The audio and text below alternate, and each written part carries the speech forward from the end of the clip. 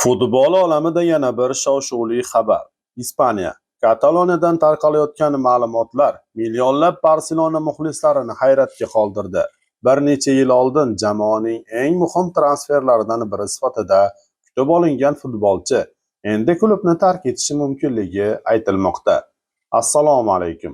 Aziz futbol ixlosmandlari va siz Secret X kanalidasiz. Agar siz eng so'nggi transferlar, yashirin muzokaralar, futbol olamidagi mojarolar va katta sensatsiyalarni birinchilardan bo'lib bilishni istasangiz, kanalga obuna bo'lishni unutmang. Chunki bu yerda oddiy yangiliklar emas, futbolning yashirin tomoni haqida gapiramiz. Bugungi videoda esa Barselona ichida yuz berayotgan juda qiziq vaziyat haqida so'z yuritamiz. Kataloniya klub rahbariyati o'zining asosiy himoyachilaridan biri bo'lgan Jules Koundé bilan xayrlashishga tayyor ekanini haqidagi xabarlar tarqaldi.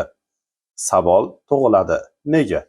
Nega bir necha yil oldin katta umidlar bilan olib kelingan futbolchi endi sotuvga qo'yilishi mumkin? Bu qaror ortida moliyaviy muammolar turibdimi? Yoki murabbiylar shtabi undan butunlay ko'ngli qolganmi? Bugun aynan shu savollarga javob topishga harakat qilamiz.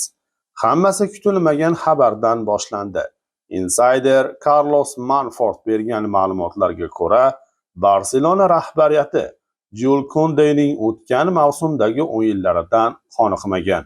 Bu esa klub ichida jiddiy qarorlar qabul qilinayotganidan darak beradi. Eslatib o'tamiz. Koundé 2022-yilda Sevilyadan katta umidlar bilan Barselonaga transfer qilingan edi. O'sha paytda u Yevropaning eng kuchli himoyachilaridan biri sifatida ko'rilardi. Ko'pchilik uni Barselona himoyasining kelajagi deb atagandi. Ammo oradan yillar o'tib, vaziyat o'zgardi. Ba'zi o'yinlarda u juda yaxshi harakat qilgan bo'lsa-da, ayrim muhim uchrashuvlarda yo'l qo'ygan xatolari muxlislar va mutaxassislar tomonidan keskin tanqid qilindi. Ayniqsa kuchli raqiblarga qarshi o'yinlarda uning pozitsion xatolari ko'p muhokama qilindi. Shundan keyin klub ichida bir savol paydo bo'ldi. Barselona yangi loyiha qurayotgan bir paytda Koundé uning bir qismi bo'la oladimi? Yoki klub boshqa himoyachi izlashni boshlashi kerakmi?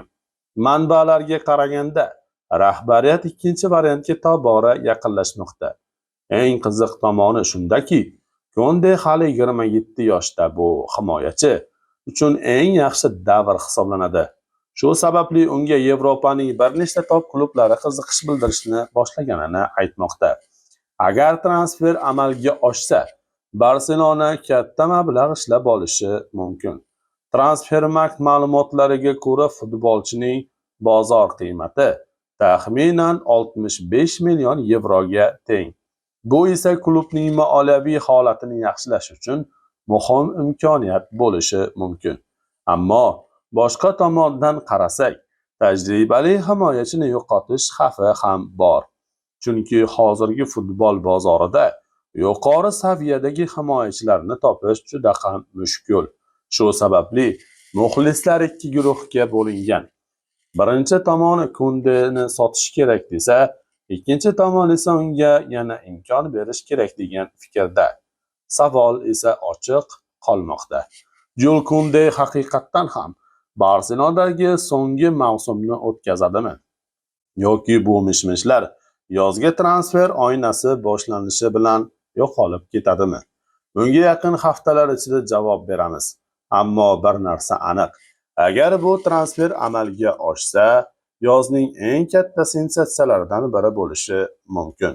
Endi esa navbat sizda.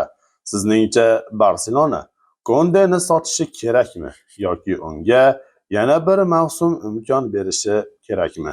Fikringizni kommentariyada yozib qoldiring.